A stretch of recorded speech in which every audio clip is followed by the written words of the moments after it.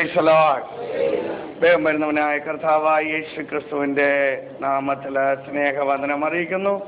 കടന്നു വന്ന എല്ലാവരെയും സർവശക്തനായ ദൈവം ധാരാളമായി അനുഗ്രഹിക്കുമാറാകട്ടെ.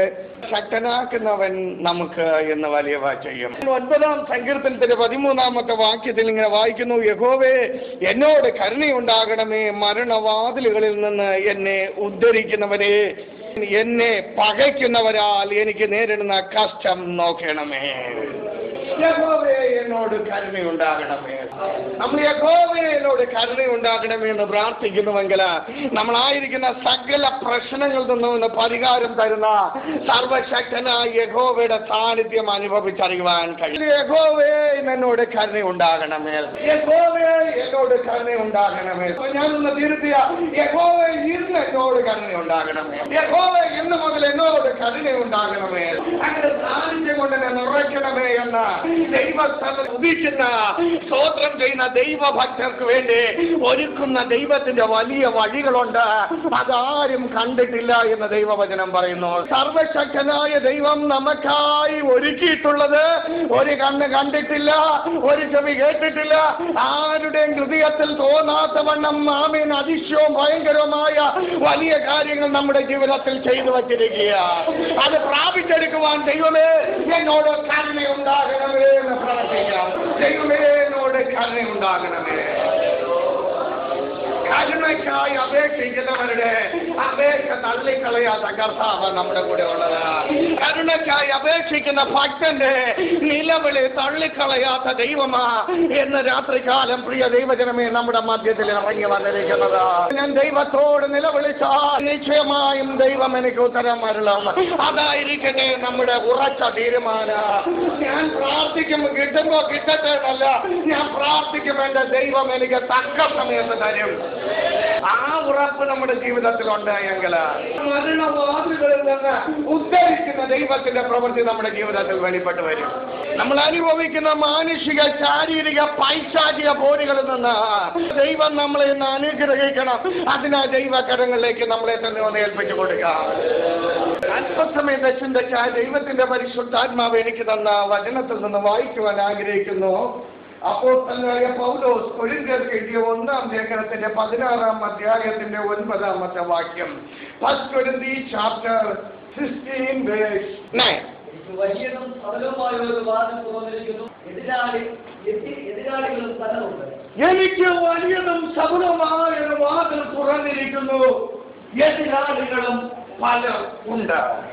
എനിക്ക് വലുതും സഫലമായ ഒരു വാതിൽ തുറന്നിരിക്കുന്നു എന്ന് വിശ്വസിക്കുന്നവർ ദൈവത്തെ സ്തുതിക്കാൻ പോകുക.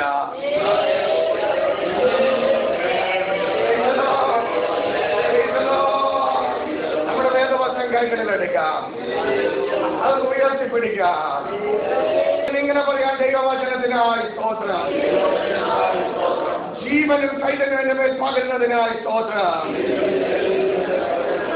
അങ്ങനെ സാന്നിധ്യം കൊണ്ട് നിറയ്ക്കുന്നതിനായി സ്തോത്രം, എല്ലാ ബലഹീനതകളും മാറ്റുന്നതിനായി സ്തുതിക്കുന്നു. യേശുവിന്റെ നാമത്തിൽ തന്നെ ആമേൻ. സന്തോഷമുള്ളവർ ഒന്നുകൂടെ കരങ്ങൾ ഉയർത്തി ദൈവത്തെ സ്തുതിക്കാതെ.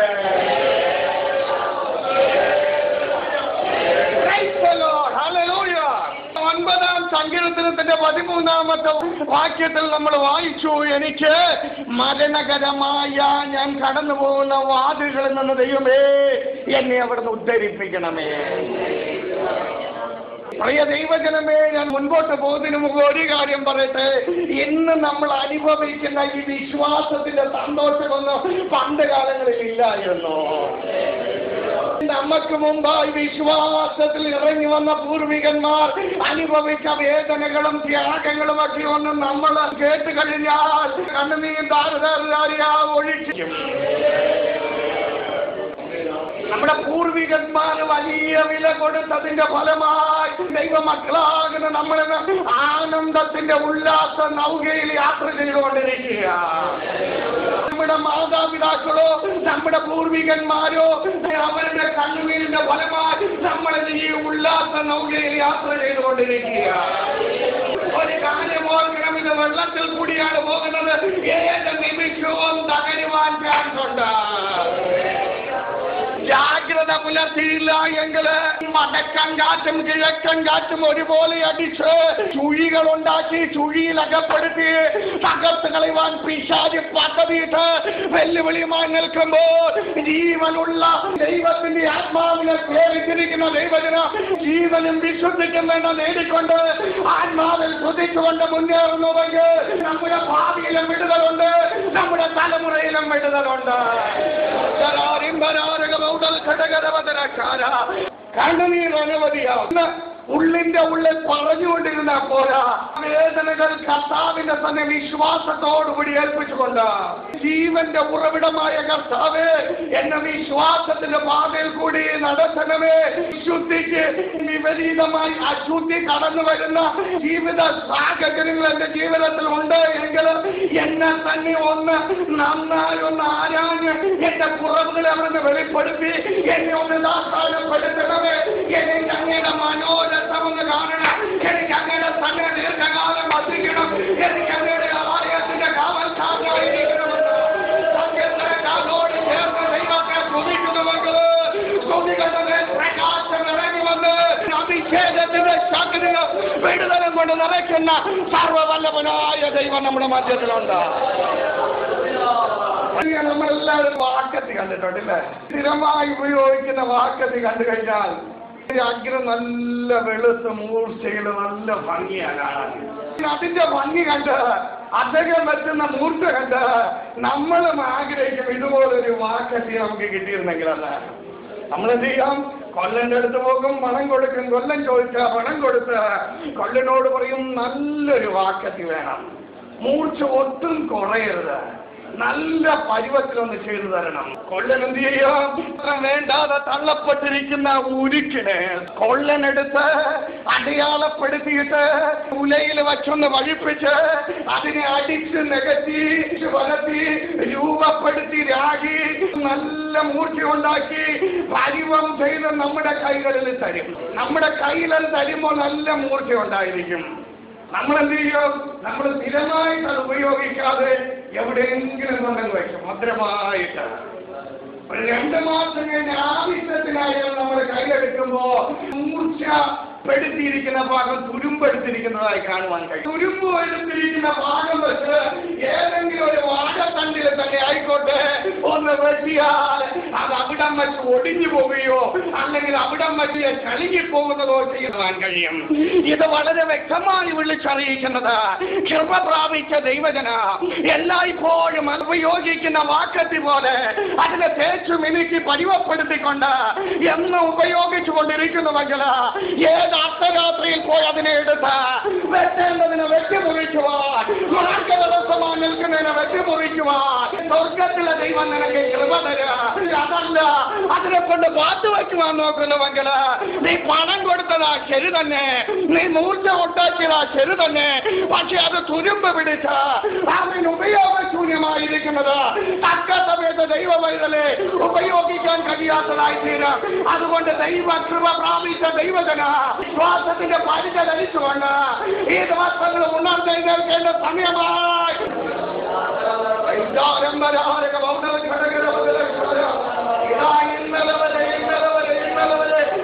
വിശ്വാസികളെ ഒന്നടങ്കം നിർമൂലനം ചെയ്തവൻ സർവശക്തനായ കർത്താവിന്റെ ആ ശബ്ദമൊന്ന് കേൾപ്പിട്ട് അവനിൽ നിന്ന് വിടുതൽ പ്രാപിച്ചിട്ട് അവനിൽ നിന്ന് സൗഖ്യം പ്രാപിച്ചിട്ട് അവനിൽ നിന്ന് കൃപ പ്രാപിച്ചിട്ട് ഇന്നലെ വരെ ഉന്മൂലനം ചെയ്തവൻ ഇന്ന് മുതൽ ഇതാ നേടാൻ തുടങ്ങിയിരിക്കുക.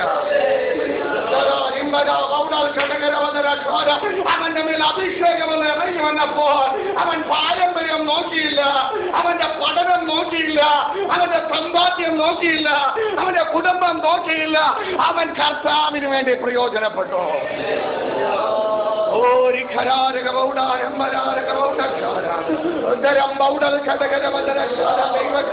ദൈവത്തെ സ്തുതിക്കുന്നു. കർത്താവ് വിളിച്ചപ്പോൾ അതേപടി വിളി ഏറ്റുകൊണ്ട് കർത്താവിന്റെ ഹിതപ്രകാരം ഓടിയവനാ അപ്പോസ്തലനായ പൗലോസ്. തന്റെ ജീവിതത്തിൽ പല സാഹചര്യങ്ങളിൽ ഇടർച്ചകൾ വന്നു, തനിക്കെതിരായി വാതിലുകൾ അടഞ്ഞു. ആമേൻ. ഇതെല്ലാം മുഖാമുഖമായി കണ്ടാലും ദൈവവുമായി സംസാരിച്ചു കൊണ്ടിരിക്കുന്ന ദൈവത്തിന്റെ പൈതൽ അറിയാം, സ്വർഗത്തിലെ ദൈവം കൈവിടുന്നവനല്ല.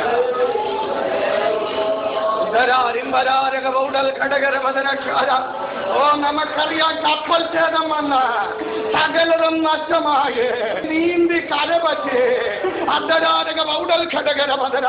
ഓ നല്ല ഉഷ്ണമവനുമേ ഉഷ്ണത്തെ അടിച്ച് തകർത്ത് ക്ഷീണിച്ച് ശാരീരികമായി അസ്വസ്ഥതപ്പെട്ടവർക്ക് അന്നേരം വേണ്ടിയത് ചൂടാ, അന്നേരം വേണ്ടിയത് ചൂടാ. മനസ്സിലാകുന്നവർക്കാണ് ഞാൻ ദൈവത്തെ സ്തുതിക്കുക. കിഴക്കൻ കാറ്റ് മന്ദമായി അടിച്ചൊന്ന് വരും നമ്മുടെ ജീവിതത്തില്. കിഴക്കൻ കാറ്റ് അടിക്കുന്നല്ലോ, യാത്ര സുഖകരമായി തീരുമെന്ന് തോന്നിയെന്ന് വരാം. മന്ദമായി പ്രലോഭനങ്ങൾ തന്ന് ദുഷ്ടപിശാച് നിന്നെ ആഴക്കടലിലേക്ക് കൊണ്ടുപോയിട്ട് നിന്റെ കപ്പലിനും നിനക്കും ഛേദം വരുത്തുവാൻ പദ്ധതിയിട്ടാലും അവിടെ നിന്ന് കരകയറ്റുന്ന ഒരു കർത്താവുണ്ട്. നിന്റെ ജീവിതത്തിൽ കൃപയുണ്ടായെങ്കിൽ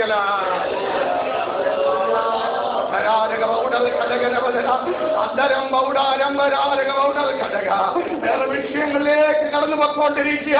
ദൈവഹിതം ഇവിടെ നിറവേറെ. കടലിൽ കൂടി യാത്ര ചെയ്യുമ്പോൾ പടക പാറമേൽ ഇടിച്ച് തകർന്നാലും നിന്റെ ജീവന് ഒരു കാര്യം വരുത്താതെ പരിപാലിക്കുന്ന ഒരു ദൈവമുണ്ട്. നിനക്ക് വേണ്ടി ഒരു മാലിത്താ ദ്വീപ് കരുതുന്ന ദൈവമുണ്ട്. മാലിത്താ ദ്വീപിൽ നീ തണുത്ത് വരച്ച് വരുമ്പോൾ അവിടെ നിനക്ക് ഉഷ്ണത്തിനായി വിറകുകളെ കരുതിയിട്ടിരിക്കുന്ന ദൈവമുണ്ട്.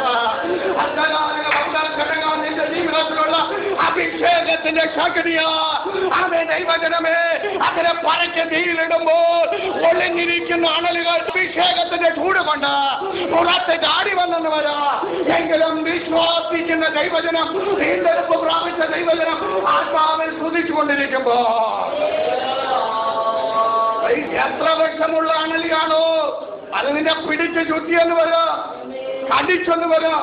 ബാർബാരന്മാർ അയ്യോ എന്ന് പറഞ്ഞെന്ന് വരാം. കൂടെ നിൽക്കുന്നവർ കഴിഞ്ഞു എന്ന് പറഞ്ഞെന്ന് വരാം. ദൈവത്തിന്റെ അഭിഷേകം നിന്റെ ജീവിതത്തിലുണ്ടോ? ഇടവിടാതെ സ്തുതിച്ചുകൊണ്ടിരിക്കുക. അഭിഷേകം നിന്റെ ജീവിതത്തിലുണ്ടോ? അത് മതി.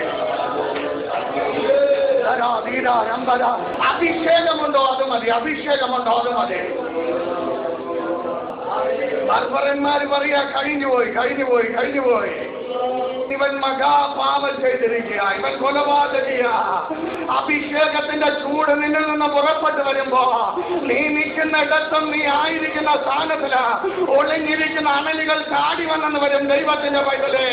അത് വിഷം ഭീതിയെന്ന് വരും ദൈവത്തിന്റെ പൈതലേ. ജാതികളുടെ മുമ്പിൽ ഒരു അത്ഭുതമായി അവൻ ദൈവത്തിനെ മാനിക്കുവാൻ പദ്ധതിയുണ്ട്.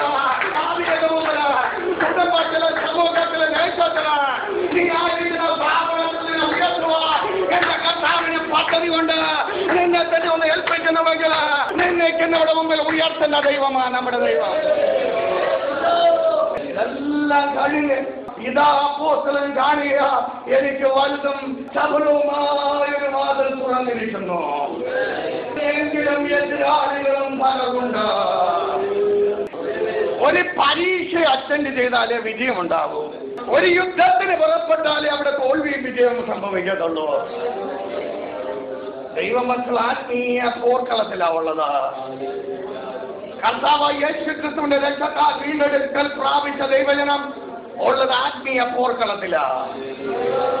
നമുക്ക് യുദ്ധമുള്ള സഹോദരങ്ങൾ തമ്മിലല്ല, നമുക്ക് യുദ്ധമുള്ള സഹോദരിമാർ തമ്മിലല്ല, നമുക്ക് യുദ്ധമുള്ളത് സാധാന്യ ശക്തികളോടാ. അവസാനം ജയിക്കുന്നത് ദൈവജനമാ, ജയിക്കുന്ന ദൈവസഭയാ. അഭിഷേകമുള്ള ദൈവത്തിന്റെ പൈതല് പ്രതികൂലങ്ങൾ കണ്ട് വീണു പോകരുത്. നിന്റെ ദർശനത്തിന്റെ പേര് ആമേൻ ഒരുപക്ഷെ നിന്നെ നിന്ദിച്ചെന്ന് വരാം. നിന്റെ കാഴ്ചപ്പാട് മുഖാന്തരം നീ സകല പാരമ്പര്യ ഗതികളിൽ വഹിച്ചോണ്ട് വിശ്വാസത്തിൽ വന്നതുകൊണ്ട് നിന്നെ തള്ളിപ്പറഞ്ഞെന്ന് വരാം. ഭാരപ്പെടരുത്. നീ വീണുന്ന പൊട്ടക്കിണത്തിലാണെങ്കിൽ കണ്ടൊരു ദർശനമുണ്ട്. ഈ ദർശനത്തിന് സമയമുണ്ട്.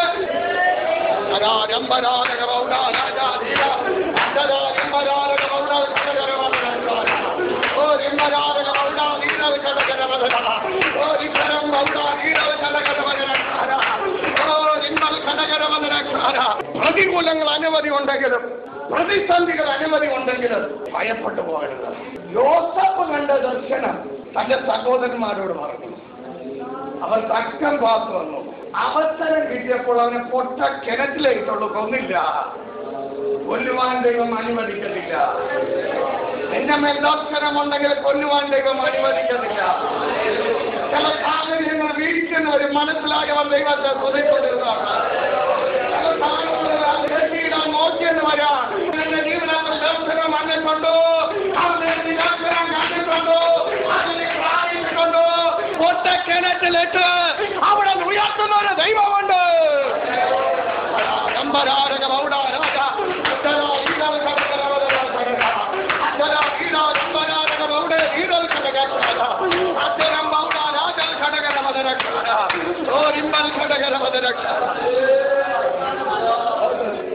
ഞാൻ കഴിഞ്ഞ നാളുകളിൽ ഈ വചനമൊക്കെ ധ്യാനിച്ച വിചാരിച്ച ഇവരെന്ത് മോശത്തവൻ കാണിക്കും. പക്ഷെ ദൈവം അനുവദിക്കത്തില്ല.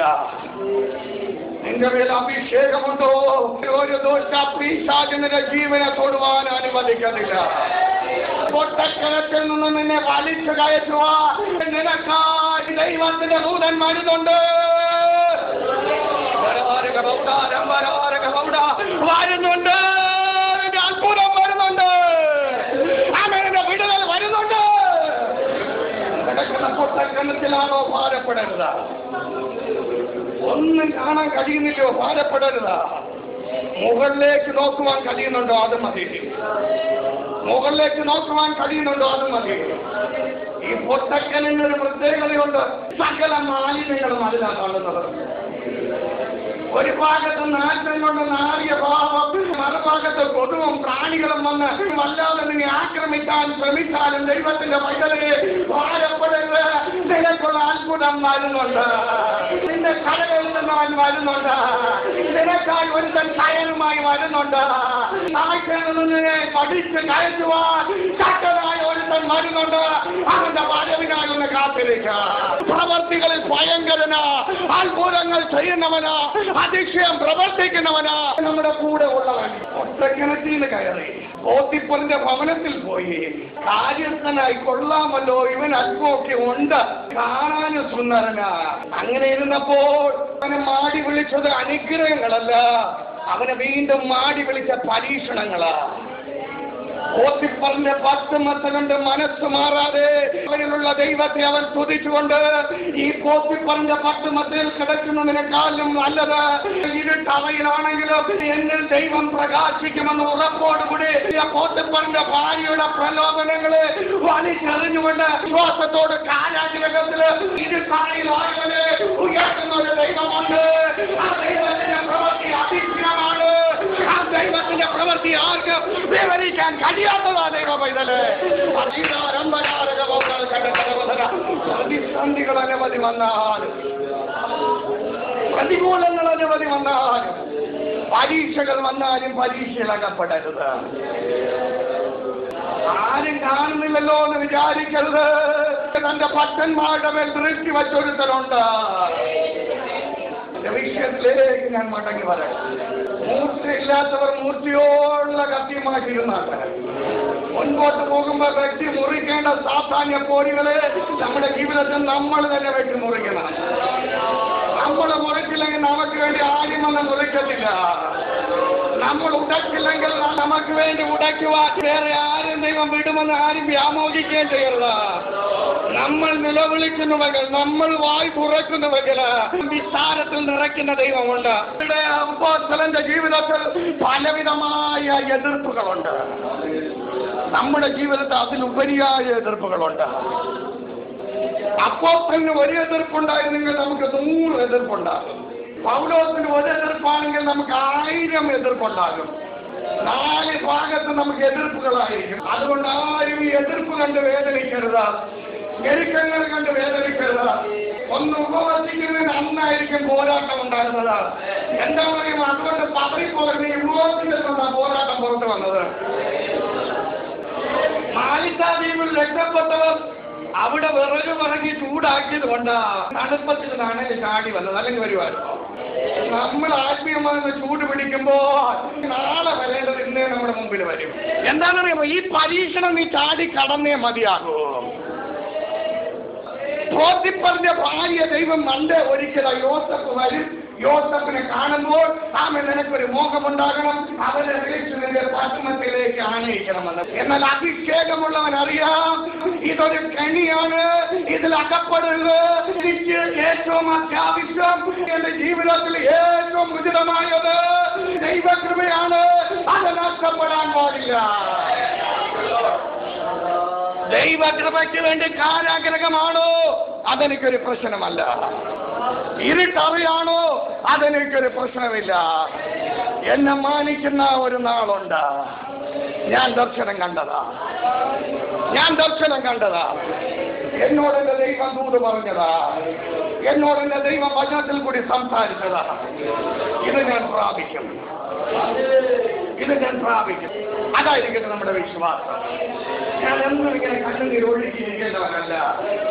ഞാൻ എന്നും ഇങ്ങനെ വേദന അനുഭവിക്കേണ്ടവനല്ല. ഞാൻ എന്നും എല്ലാവരും ഞെരിക്കുന്ന അവസ്ഥയിലായിരിക്കുന്നവനല്ല. ഈ മുള്ളുകളെ പൊട്ടിക്കളയുന്ന ഒരു ദിവസമുണ്ട്. എനിക്കെതിരാ എന്നെ ഞെരിക്കുന്ന മുള്ളുകളെ തകർത്ത് കളയുന്നവൻ വരുന്നുണ്ട്. എനിക്ക് വേണ്ടി പ്രവർത്തിക്കുമെന്ന് വിശ്വാസത്തോടുകൂടി ഏൽപ്പിക്കുന്ന ദൈവജനമേ, പരിശുദ്ധനായവന്റെ വലിയ പ്രവൃത്തി നമ്മുടെ ജീവിതത്തിൽ വെളിപ്പെടും. നമുക്ക് വാക്യം വെളിപ്പാട് പുസ്തകം 3-ാം അധ്യായത്തിന്റെ 7-8 വാക്യം. Revelation chapter 3 verse 7 and 8.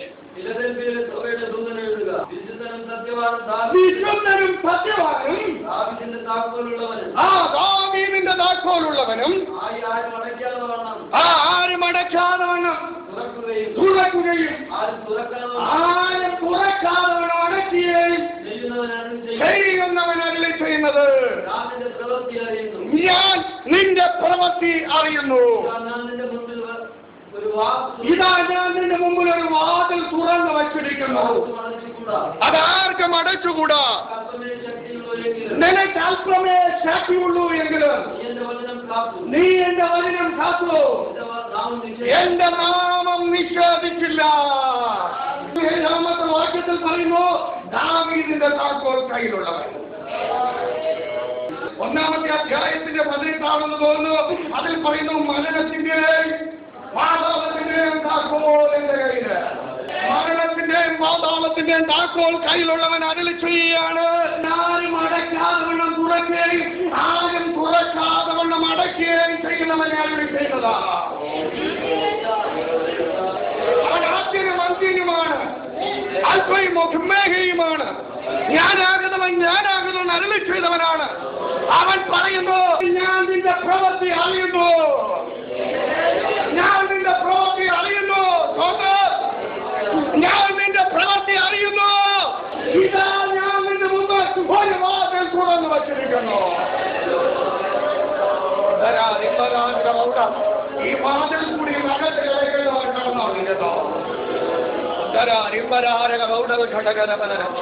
നിന്റെ മുമ്പിൽ ഒരു വാതിൽ തുറന്നു വച്ചിരിക്കുന്നു, അതാർക്കും അടച്ചുകൂടാ. അതാരും നിന്റെ ജീവിതത്തിൽ അടക്കത്തില്ല. ഒരു ദുഷ്ടപിശാചും അത് അടക്കത്തില്ല. ഒരാഭിചാരം പോലും അതിന് അടക്കത്തില്ല. ഒരു മന്ത്രവാദ ശക്തിക്കും അടയ്ക്കുവാൻ കഴിയത്തില്ല. ഒരു കാമത്തിനും അതിന് അടയ്ക്കുവാൻ കഴിയത്തില്ല. ഞാൻ ആദ്യനും അന്ത്യനുമാ.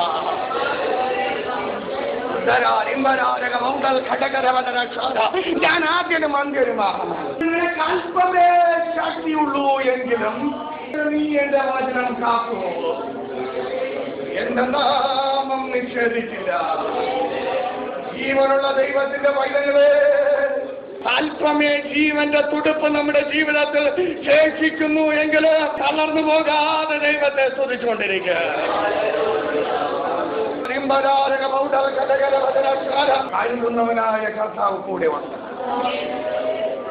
ഈ വെള്ളം തിളച്ചു മറിയുന്ന നമുക്കെല്ലാം ഇടങ്ങളുണ്ട്.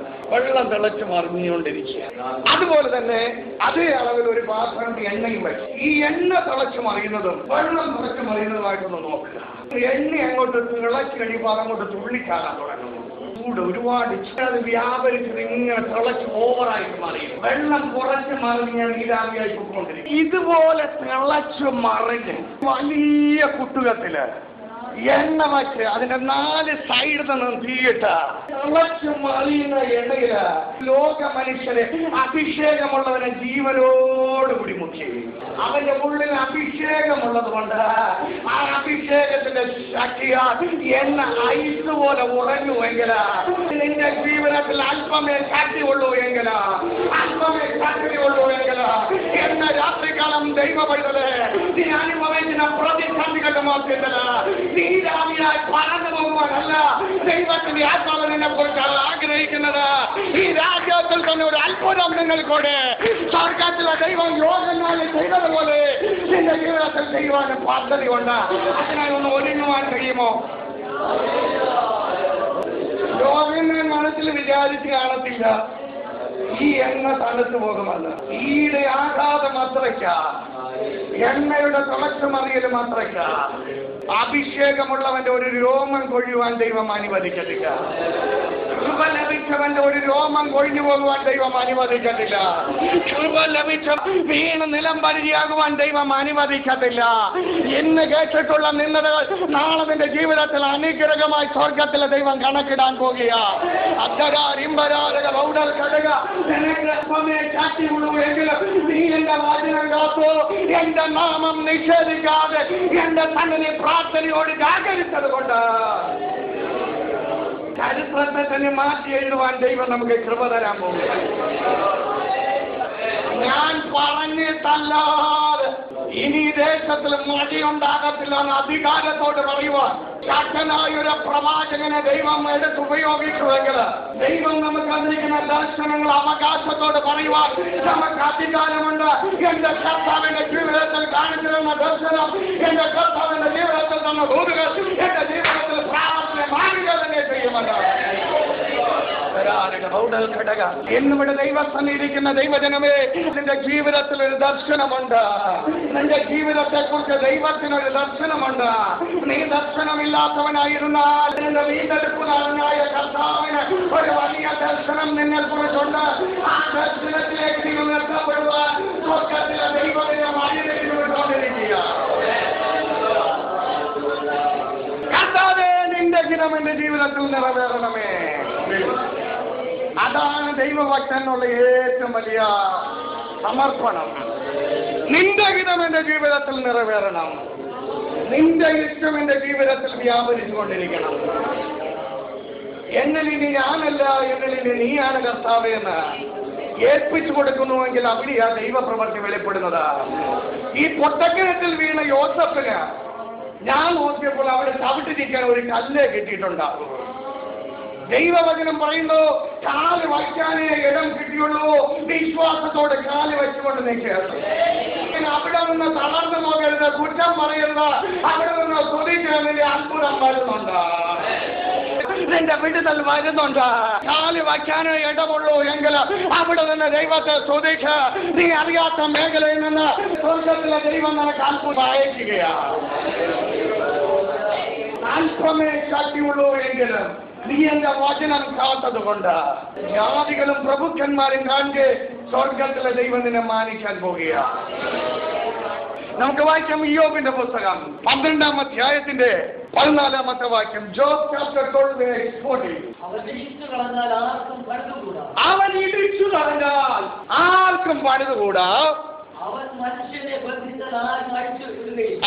മനുഷ്യനെ ബന്ധിച്ചാൽ ആരും അഴിച്ചു വിടുകയുമില്ല. അവൻ ഇടിച്ചു കളഞ്ഞാൽ ആർക്കും പണിതുകൂടാതെ അവൻ ഇടിച്ച് തരിപ്പണമാകും. അവൻ മനുഷ്യനെ ബന്ധിച്ചാൽ ലോകത്തിൽ ആരും പിന്നെ അതിനെ അഴിക്കത്തുമില്ല. ഇന്ന് രാത്രിക്കാലം നമ്മൾ മനസ്സിലാക്കേണ്ട, ദൈവം എന്നെ ബന്ധിച്ച് മാറ്റി നിർത്തണോ അതോ എന്നിൽ വ്യാപരിച്ചു കൊണ്ടിരിക്കുന്ന എനിക്ക് ചുറ്റും എന്നെ തടസ്സപ്പെടുത്തിക്കൊണ്ടിരിക്കുന്ന ദുഷ്ടപിശാച് ബന്ധിക്കണമോ എന്നാണ്. എന്തുകൊണ്ടെന്നാൽ നമ്മൾ ആഗ്രഹിക്കുന്ന ദൈവം നമുക്ക് തരും. ദൈവവചനം പറയുന്നു, നന്മയും തിന്മയും ദൈവത്തിനുള്ളത് ചിന്തിച്ച് ദൈവഹിതത്തിനായി മുൻപോട്ട് പോകുന്നുവെങ്കിൽ നിനക്കെതിരായി അലറിക്കൊണ്ട് നിൽക്കുന്ന സിംഹങ്ങളെ ബന്ധിക്കുന്ന കർത്താവ് നിന്റെ കൂടെ ഉണ്ട്. നിനക്കെതിരായി വരുന്ന ശാപങ്ങളെ ഉടച്ചു കളയുന്ന കർത്താവ് നിന്റെ കൂടെ ഉണ്ട്. നിന്റെ നോട്ടം കർത്താവിലാണെങ്കിൽ നിനക്കായി പാതി ഒരുക്കുന്നവൻ കൂടെ ഉണ്ട്. അത് മുമ്പിൽ ചെങ്കടലാണോ ഒരു വിഷയമല്ല. പറവന്റെ സൈന്യമാണോ അതൊരു വിഷയമല്ല. എരികോ മതിലാണോ യോർദാനാണോ ഇതൊന്നും എന്റെ ദൈവത്തിനൊരു വിഷയമല്ല. വിശ്വസ്തനായി ഒന്ന് നിൽക്കൊണ്ടുപോകണം. വാഗ്ദത്തപ്രകാരം എത്തിക്കുന്നവൻ കൊണ്ടുപോകണം. 17-ാം അധ്യായത്തിന്റെ 10-ാമത്തെ വാക്യം കൂടി വായിക്കാം. യോബ് ചാപ്റ്റർ 17 വേഴ്സ് 10. എളുപ്പം. ഞാൻ നിങ്ങൾ എല്ലാവരും മടങ്ങി വരുവിൻ. ഞാൻ നിങ്ങളൊരു ജ്ഞാനിയെയും കാണുന്നില്ല. എന്നാൽ വാക്യം ശരിയല്ല, ഒന്നുകൂടെ വായിക്കും. എന്നാൽ നിങ്ങൾ എല്ലാവരും മടങ്ങി വരുവിൻ. എന്നാൽ നിങ്ങൾ എല്ലാവരും മടങ്ങി വരുവേ. ഞാൻ നിങ്ങൾ ഒരു ജ്ഞാനിയെയും കാണുന്നില്ല. കർത്താവ് പറയുന്ന ജ്ഞാനികളായ ആരുമില്ല. ഒന്ന് മടങ്ങി വാ. ഞാൻ നിനക്ക് വർഷങ്ങൾക്ക് മുമ്പ് ദൂതുകൾ തന്നിട്ടുള്ളതാ. സ്വപ്നത്തിൽ കൂടി നിന്നോട് ഇടപെട്ടിട്ടുള്ളതാ. ദർശനമെന്ന് പറഞ്ഞ് നിനക്ക് കാണിച്ചു തന്നിട്ടുള്ളതാ. ഒരു ദർശനം തന്നെ പല പ്രാവശ്യം പല രീതിയിൽ കാണിച്ചു തന്നിട്ടുള്ളതാ. നീ ജ്ഞാനം പ്രാപിച്ച് അതിനെ പ്രാപിച്ചെടുക്കേണ്ടവണ്ണം പ്രാപിച്ചാതിരിക്കുന്ന അവസ്ഥ വിട്ട് കളഞ്ഞിട്ട് ദൈവ പൈതലേ നീ ഒന്ന് മടങ്ങി വാ. എനിക്ക് നിന്നെ അനുഗ്രഹിക്കാൻ പദ്ധതി ഉണ്ട്. എനിക്ക് നിന്നെ ഉയർത്തുവാൻ പദ്ധതി ഉണ്ട്.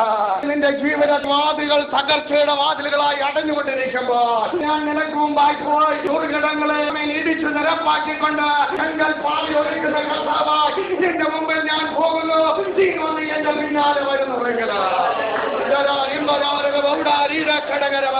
തകർത്തുടച്ചു കളയുന്നവൻ നമുക്ക് മുമ്പായി പോകുവാനമേ എന്ന് വിളിച്ചപേക്ഷിക്കണമെങ്കിൽ അപേക്ഷിക്കുന്നവരുടെ അപേക്ഷ തള്ളിക്കളയാതെ പാലിക്കുന്ന കർത്താവ് കൂടെയുണ്ട്. നമുക്ക് വായിക്കാം ജെറമ്യാ പ്രവചനം 25-ാം അധ്യായത്തിന്റെ 5-ാമത്തെ വാക്യം. Jeremiah chapter 25 verse 5. നിങ്ങൾ ഓരോരുത്തൻ താന്താന്റെ ദുർമാർഗവും ദുഷ്പ്രവൃത്തികളും വിട്ടുതിരിയുകയും എന്നാൽ നിങ്ങൾക്ക് നിങ്ങളുടെ പിതാക്കന്മാർക്ക് നല്ല ദേശത്ത്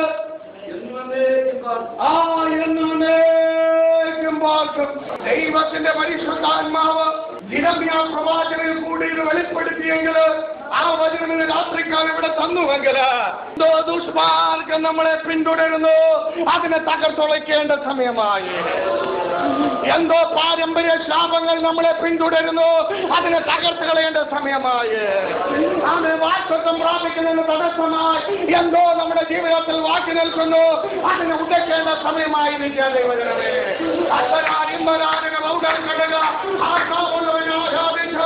അഭിഷേകമുള്ളവൻ ആരാധിച്ച് ഈ സാത്താന്യ കോട്ടയെ തകർത്ത് കളയുന്നുവെങ്കിൽ കൂടാരത്തിൽ അത് സാധനം പരിപാലിക്കുന്ന ദൈവത്തിന്റെ ക്ഷമയുടെ പ്രാമണിക്കട്ടെ.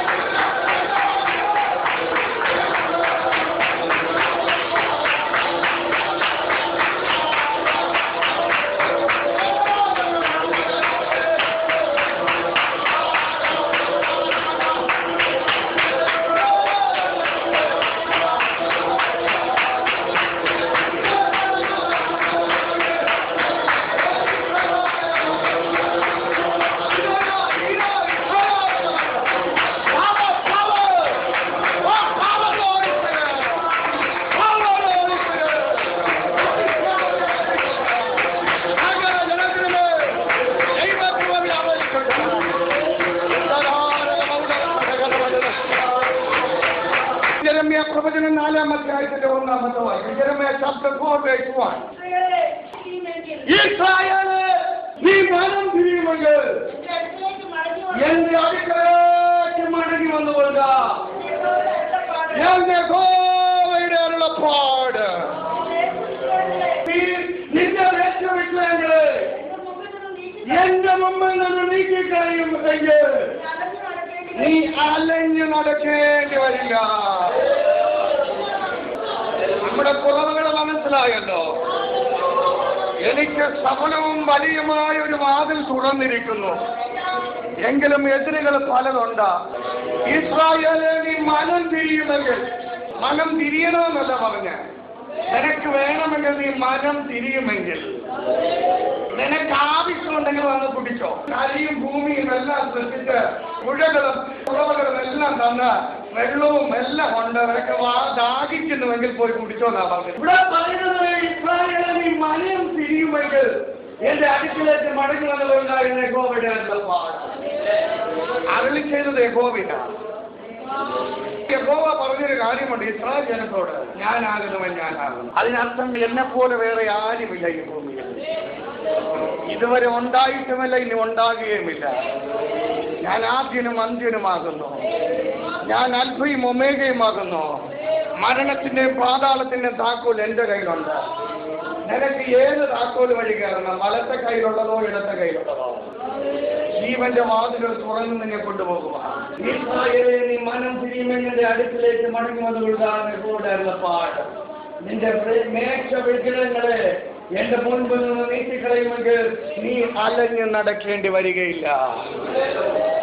വർഷങ്ങൾ കുറച്ചായി അലയാൻ തുടങ്ങിയിട്ട്, ആണ്ടുകൾ പലതായി അലയാൻ തുടങ്ങിയിട്ട് അലച്ചിലെങ്ങും തീരുന്നില്ല. എന്നും വേദനകൾ മാത്രമാ, വല്ലാതെ വീർപ്പ് മുട്ടിക്കൊണ്ടിരിക്കുക, ജീവിതത്തോട് നിരാശ തോന്നിക്കൊണ്ടിരിക്കുക. ദൈവത്തിന്റെ ആത്മാവ് വിളിച്ചു പറയുക, നീ മനം തിരിയുമെങ്കിൽ മടങ്ങി വന്നുകൊള്ളുക. നിന്നെ കാത്തിന്റെ ദൂതഗണങ്ങൾ നിൽക്കുക. ദൂതഗണങ്ങൾ നിന്നെ ഏറ്റവും മാന്യമായ ഒരു സ്ഥലത്തേക്ക് കൊണ്ട് സ്ഥാനപ്പെടുത്തുവാൻ അവർക്ക് ഞാൻ അധികാരപത്രം കൊടുത്തിട്ടുണ്ട്. നീ ഒന്ന് മടങ്ങി വരുന്നുവെങ്കിൽ, നിന്റെ കുറവുകൾ വിട്ടുകളഞ്ഞിട്ട്, നിന്റെ വേഷ വിഗ്രഹങ്ങളെ വിട്ടുകളഞ്ഞിട്ട്, നിന്നിൽ പോരാടുന്ന ദുഷ്ടഭോരികളെ വലിച്ചെറിഞ്ഞുകൊണ്ട്, നിന്നിൽ പോരാടുന്ന പാരമ്പര്യങ്ങളെ വലിച്ചെറിഞ്ഞുകൊണ്ട്, നിന്നെ പിന്നോട്ട് വലിക്കുന്ന ശാപങ്ങളെ വലിച്ചെറിഞ്ഞുകൊണ്ട്, ദൈവ പൈതലെ നീ ഒന്ന് മനം തിരിഞ്ഞ് വരുന്നുവെങ്കിൽ നീ അലഞ്ഞ് നടക്കേണ്ടി വരത്തില്ല. ദൈവമക്കളെ, കർത്താവ് വാതിൽ തുറന്നിട്ടിട്ട് വിളിക്കുക. എതിർപ്പുകളുണ്ട്, മാനുഷിക എതിർപ്പുകളാണ്. ഈ എതിർപ്പുകളെ വലിച്ചു കളഞ്ഞിട്ട് യേശുവിന്റെ വാതിൽ കൂടി കടക്കുന്നവർ നിത്യരക്ഷയ്ക്ക് അവകാശം, നിത്യ സമാധാനങ്ങളുടെ ജീവിതത്തിലുണ്ടാകും, നിത്യാനന്ദം അവരുടെ ജീവിതത്തിലുണ്ടാകും. അവരിൽ നിന്ന് ഫലം പുറപ്പെട്ടുകൊണ്ടേ. നമുക്ക് വാക്യം യെഹെസ്കേൽ പ്രവചനം 36-ാം അധ്യായത്തിന്റെ 8 മുതൽ 10 വരെയുള്ള വാക്യം. യെഹെസ്കേൽ chapter 36:8-10. നിങ്ങളോ ഇസ്രായേൽ പർവ്വതങ്ങളെ, ഇതാരോ പറഞ്ഞ വാക്കൊന്നുമല്ല പറഞ്ഞത് കേട്ടോ. സൈന്യങ്ങളുടെ യഹോവ പറയാ, നിങ്ങളോ ഇസ്രായേൽ പർവ്വതങ്ങളെ. ഇന്ന് സൈന്യങ്ങളുടെ യഹോവ പറയുന്നു, നിങ്ങളോ ഇസ്രായേൽ പർവ്വതങ്ങളെ, എന്റെ ജനമായ ഇസ്രായേൽ വരുവാൻ അടുത്തിരിക്കൊണ്ട് കൊമ്പുകളെ നീട്ടി അവർക്ക് വേണ്ടി ഫലം കായ്പീ. ദൈവം നമ്മളെ പർവ്വതമാക്കി നിർത്തിയിരിക്കുക. വളരെ വ്യക്തമായ ദൈവത്തിന്റെ ആത്മാവ് ഇടപെടുക. നീ ഒരു നിസ്സാരനല്ല. കാറ്റടിച്ചാൽ ഒടിഞ്ഞു പോകാൻ തക്കവണ്ണം ഒരു റബ്ബർ മരമല്ല, ഒരു അൽപീസ് മരമല്ല, ഒരു ബലമില്ലാത്ത മരമല്ല. നീ ഒരു പർവ്വതമാ. സ്തോത്രം. ഏത് കാറ്റിനെയും ഏത് പ്രതിസന്ധികളെയും തരണം ചെയ്യുവാൻ തക്കവണ്ണം സ്വർഗത്തിലെ ദൈവം പർവ്വതമായി നിർത്തിയിരിക്കുക. പക്ഷേ ദൈവം പറയുന്നു, എന്റെ ജനമായ ഇസ്രായേൽ വീണ്ടും ഈ പർവ്വതത്തിലേക്ക് വരുവാനുണ്ട്. അവർ വരുമ്പോൾ അവർക്ക് ഫലം വേണം. അതുകൊണ്ട് നിന്റെ കൊമ്പുകൾ നീട്ടിയേ മതിയാകത്തുള്ളൂ. നിന്നെ കൂടി ഫലം കാഴ്ചയെ മതിയാകത്തുള്ളൂ. കൊമ്പുകളെ നീട്ടി അവർക്ക് വേണ്ടി ഫലം കാഴ്ച. എന്റെ ജനമായ ഇസ്രായേൽ, നമ്മുടെ അമ്മയിൽ നിന്നും ജനിച്ച സഹോദരങ്ങൾ വരാനുണ്ട്. നമ്മുടെ കുടുംബത്തിലെ കുളമ്പുകളൊന്നും ശേഷിക്കാതെ എല്ലാം ഈ ഇസ്രായേൽ പർവ്വതത്തോട് ചേരാനുണ്ട്. ഒന്നല്ല ആയിരങ്ങളെ മുൻപിൽ കണ്ടുകൊണ്ട് പ്രാർത്ഥിക്കാത്ത നിങ്ങൾ കൂടി ഫലം പുറപ്പെടാൻ പോകുക. ശ്രേഷ്ഠമായ ഫലം, ആരും അനുഭവിച്ചിട്ടില്ലാത്ത ഫലം ദൈവ പൈതലെ നിങ്ങൾ കൂടി കായ്ക്കാൻ പോകുക. അതിനെ ദൈവകരങ്ങളിലേക്ക് ഒന്ന് ഏൽപ്പിച്ചു കൊടുക്കുക. അത് 9-10 വായിച്ചിട്ട് പോകുന്ന ആരെങ്കിലും ഒരാളാണ്. ഞാൻ നിങ്ങൾക്ക് അനുകൂലമായിരിക്കുന്നു, ഞാൻ നിങ്ങൾക്ക് അനുകൂലമായിരിക്കുന്നു, ഞാൻ നിങ്ങളുടെ അടുക്കലേക്ക് തിരിയും,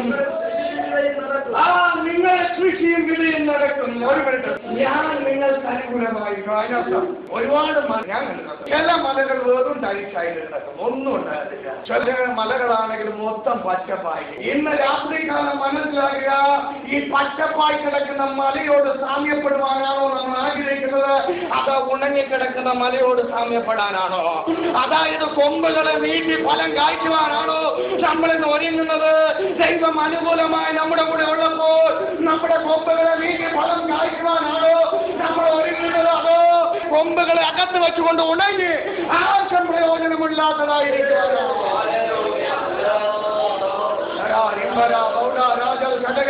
ഞാൻ നിങ്ങൾക്ക് അനുകൂലമായിരിക്കുന്നു. ദൈവം നമുക്ക് അനുകൂലമെങ്കിൽ പ്രതികൂലമാണ്. ആരെ പ്രതികൂലം? ദൈവം എന്റെ കൂടെ അനുകൂലമാ ഉണ്ടെങ്കിൽ ആർക്കാ എന്നെ എതിർക്കാൻ കഴിയുക?